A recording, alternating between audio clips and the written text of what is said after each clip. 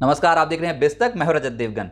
आज हफ्ते के पहले कारोबारी सत्र में मुनाफा वसूली बाजार पे हावी हो गई। जी हां, शुरुआत ही कमजोर थी। इनफैक्ट हुआ यह कि अमेरिकन मार्केट्स की क्लोजिंग कोई उतनी खराब भी नहीं थी, ठीक ठाक क्लोजिंग थी। एक दायरे में फंसे हुए थे अमेरिकन मार्केट्स पिछले सत्र में। लेकिन आज अचानक से एशियाई बाजारों का मूड माहौल ही हिल गया।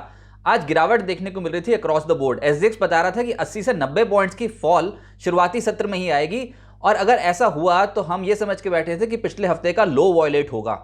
अब लो वॉयलेट क्या होना था, पहले ही टिक में शुरुआती 5 मिनट में ही पिछले हफ्ते का लो निकाल दिया बाजार ने।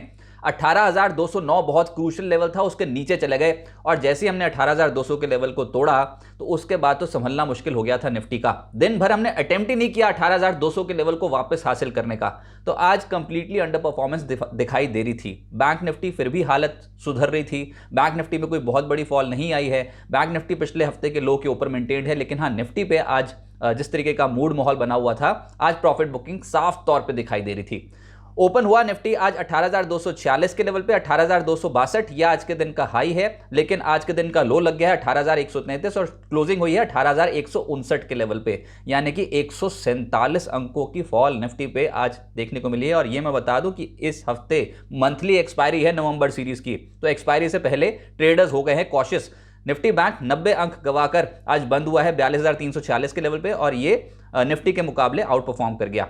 सेंसेक्स 518 अंकों की गिरावट के साथ हुआ है बंद। एडवांस डिक्लाइंस बिल्कुल डिक्लाइंस के फेवर थे। 36 ऐसे शेयर्स निफ्टी के जो लाल निशान में बंद हुए हैं, 14 शेयर्स हरे निशान में बंद हुए हैं। और जो चढ़ा निफ्टी पे वो आज था बीपीसीएल। आज ऑयल मार्केटिंग कंपनी इस पे बेट लग गई, 2% चढ़ गया बीपीसीएल। इसके अलावा भारतीय एयरटेल जाते जाते दिन की ऊंचाइयां छूते छूते बंद हुआ है, 1.7% का गेन। एक्सिस और इंडसइंड बैंक आज निफ्टी बैंक को सहारा दे रहे थे। और इसके अलावा एचयूएल में आज 0.1% के रिटर्न बैठे। लेकिन जहां पर गिरावट थी उसमें पहले पायदान पाया अदानी पोर्ट्स, आज 2% हल्का हो गया। टेक महिंद्रा 2% टूटा है। हीरो मोटोकॉर्प, हिंडाल्को, इन स्टॉक्स पे थी गिरावट। और रिलायंस इंडस्ट्रीज 2% आज के सत्र में हल्का होता हुआ नजर आया। सबसे ज्यादा दबाव जो है बाजार पे आज रिलायंस इंडस्ट्रीज की ओर से ही था। एफएनओ गेनर्स में आज एस्कॉर्ट्स को पाएंगे, अचानक से तेजी हुई है। देखिए, वायदा कारोबार पे जो राइटर्स होते हैं उनके लिए जरूरत से ज्यादा तेजी और जरूरत से ज्यादा मंदी दोनों ही खतरनाक होती हैं। आज 8% की जो चढ़ाई चढ़ा है एस्कॉर्ट्स, तो आज कॉल बेचने वाले जो थे वो कहीं ना कहीं तनाव में आ गए ऊपरी स्तरों पर। 8% आज चढ़ा है। इसके अलावा आईईएक्स लगभग 5% चढ़ता हुआ नजर आया। श्रीराम ट्रांसपोर्ट, पीएनबी और एनएमडीसी का जोर रहा। इन स्टॉक्स में लगभग 0.25% से 4% के रिटर्न बैठे। जो नहीं चले, जहां पर गिरावट थी, वो था टीवीएस मोटर, 3% हल्का हुआ है। एलएनटी इन्फोटेक लगभग 2.5% टूटा है। जुबिलेंट फूड, बंधन बैंक, बिरला सॉफ्ट 2.25% से 2.5% हल्के हो गए। एक सेक्टर को छोड़ दीजिए, बाकी तमाम सेक्टर्स पे गिरावट ही दिखाई देगी आपको। और वो जो सेक्टर चढ़ा है वो है सरकारी बैंक्स। इस महीने के ही आउट परफॉर्मर्स हैं सरकारी बैंक्स। और ये जो छोटे बैंक्स हैं ना, ये बड़े बैंकों की तुलना में कंप्लीटली डोमिनेट कर रहे हैं। आज जो तेजी पकड़े हुए था वो था यूको बैंक, 20% का upper circuit. Bank of Maharashtra 15% चढ़ गया। पंजाब एंड सिंध बैंक 14% चढ़ा है। आईओबी 10%, सेंट्रल बैंक 10%, पीएनबी और यूनियन बैंक में भी 3%, 4% की तेजी देखने को मिली। एक और तबका था फर्टिलाइजर्स, जिसपे चुनिंदा शेयर्स पे दाव लग गया। मद्रास फर्टिलाइजर 8% चढ़ा है। दीपक फर्टिलाइजर 7.5% चढ़ता हुआ नजर आया। आरसीएफ, एनएफएल 3.5% से 5.5% चढ़े हैं। और जीएनएफसी में भी तेजी की और आज ट्रेंड था, 3% की तेजी। यहां पर जो गिरावट वाले थे वो थे 3, आईटी, ऑटो, रियल्टी। आईटी में L&T Infotech, Tech Mahindra, Persistent, ये तमाम स्टॉक्स 2% से 0.3% टूटे हैं।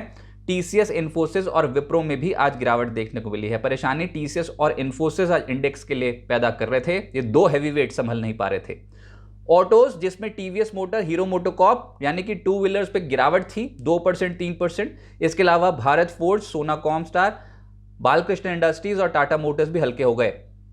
रियल्टी स्टॉक्स, जो गिरावट वालों की संख्या थी वो थी ज्यादा, जिसमें लोधा लगभग 5% टूटा है। India bulls real estate, Phoenix limited 3%, 3.5% टूटे हैं। और दिग्गज कंपनियां जैसे कि डीएलएफ, गोदरेज प्रॉपर्टीज, इनके स्टॉक्स की भी पिटाई हुई आज। सनटेक भी आज 1.5% कमजोर बंद हुआ है। मिड कैप्स में बिल्कुल 50-50 मामला था आज। कुछ चढ़ रहे थे, कुछ गिर रहे थे। इनडिसीजन वाली मार्केट थी। लेकिन जो चढ़ रहे थे, जिनका ट्रेंड वाकई बहुत पॉजिटिव दिखाई दे रहा था, उसमें एक था स्वान एनर्जी। बाजार खुलते ही तेज हो गया था और 14.5% की तेजी पकड़े हुए था। इसके अलावा जीपीआईएल, गोदावरी पावर, इस स्टॉक में लगभग 15% के रिटर्न बैठे। डिश टीवी 9% चढ़ा है। आरएचआईएम लगभग 9% चढ़ता हुआ नजर आया। दिन के दौरान इससे भी ज्यादा तेज था ये। इसके अलावा जेएसएल 8.5%। अच्छा, ये जेएसएल, एनएमडीसी, ये कुछ ऐसे स्टॉक्स थे जो मेटल्स में आज आउट परफॉर्म कर गए, क्योंकि सरकार ने मेटल्स पे, स्टील पे और आयरन ओर पे एक्सपोर्ट ड्यूटी को हटा दिया है। लेकिन हाँ, ये नलीफाई इसलिए हो गई खबर क्योंकि ग्लोबल बाजारों में एक्सपोर्ट्स जो है वो इतना ल्यूक्रेटिव नहीं है अभी स्टील इंडस्ट्री के लिए, क्योंकि ग्लोबल बाजारों में मेटल्स की कीमतें हैं कम, स्टील की कीमतें कम हैं डोमेस्टिक मार्केट की तुलना में। इसके कारण कोई बहुत बड़ी तेजी इस समय नहीं बनी है, चाहे ये एक्सपोर्ट ड्यूटी हटाने की खबर भी आ गई हो तब भी।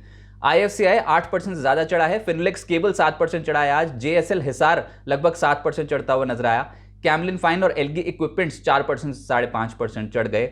जो नहीं चले, जहां गिरावट थी मिड कैप्स में, उनकी सूची भी आज लंबी है। और ये वो वाले स्टॉक्स हैं जो हाल फिलहाल में तेज थे, वहां प्रॉफिट बुकिंग अचानक से हुई है अब ऊपरी स्तरों पे। टाइम टेक्नो लगभग 11% टूटा है, किर्लोस्कर इंजन्स 8% टूटा है, कोची शिपयार्ड और मैजडॉक आपको पता ही है कितना डोमिनेट कर रहे थे पूरे ही साल में, अब ऊपरी स्तरों पे प्रॉफिट बुकिंग आज दिखाई दे रही थी। 5.5% 7% दोनों स्टॉक टूट गए। अवंती फीड्स में भी आज प्रॉफिट बुकिंग थी, 6% ज्यादा टूटा है। IFB इंडस्ट्रीज, रेमंड, क्वेस्टकॉप, इन स्टॉक्स में 5% से ज्यादा डेंट पड़ गया। और नायका 4.5% टूटा है। जोमेटो, खैर यहाँ तो को फाउंडर मोहित गुप्ता ने रेजिग्नेशन दिया है, उसकी खबर का इम्पैक्ट था, और कुछ छटनी करने की बातें भी इस समय हैं जिसके कारण जोमेटो पे दबाव था, 4% ये टूटा। 2 लिस्टिंग्स हुई आज, दोनों ही ठीक कहूंगा बेहतर थी। आर्चिन केमिकल्स, ये स्टॉक बहुत बेहतर तरीके से लिस्ट हो गया। इशू प्राइस था 407 का, ओपन हुआ 450, यानी कि 10.5% प्रीमियम के साथ। हाई लगा है 476 आज के दिन में। जाते जाते प्रॉफिट बुकिंग हुई है, लेकिन फिर भी 12.5% के गेंस के साथ बंद हुआ है 458 के स्तर पर।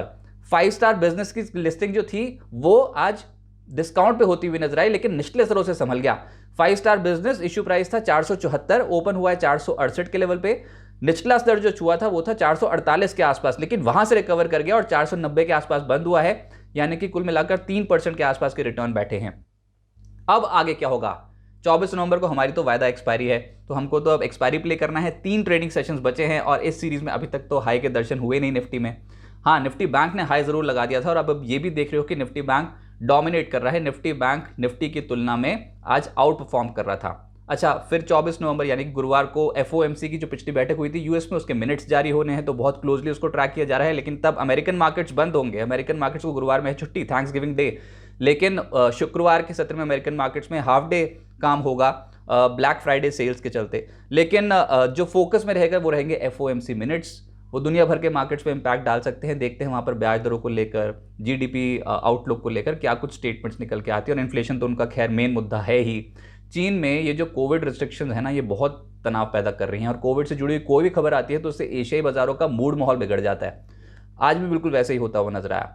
आज टेक्निकली हमने 18,200 के लेवल को शुरुआती सत्र में ही तोड़ दिया था, पहले ही टिक में इनफैक्ट। उसके बाद अटेम्प्ट नहीं कर रहे थे बुल्स इस लेवल के ऊपर आने का। अब निफ्टी बैंक का स्ट्रक्चर देखोगे तो वहां पर फिर भी अटेम्प्ट दिखाई देता है। ऊपरी स्तरों पर टूटे थे लेकिन रिकवर कर गए लोअर लेवल से, और पिछले हफ्ते का लो भी निफ्टी बैंक ने नहीं तोड़ा। लेकिन निफ्टी की स्थिति आज उतनी ठीक नहीं लग रही है।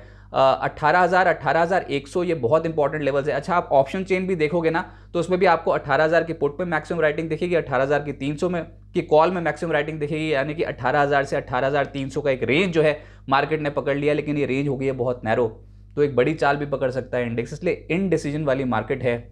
और आज तो हमने मिड कैप स्टॉक्स को भी प्रॉफिट बुकिंग की चपेट में आते देखा है। तो फिलहाल दिक्कत मार्केट की यह है कि लीडरशिप की कमी खल रही है। बड़े स्टॉक्स पे उतनी बेट नहीं लग रही है। लार्ज कैप्स में आज Reliance industries, TCS, Infosys, HDFC twins सब एक साथ टूट गए।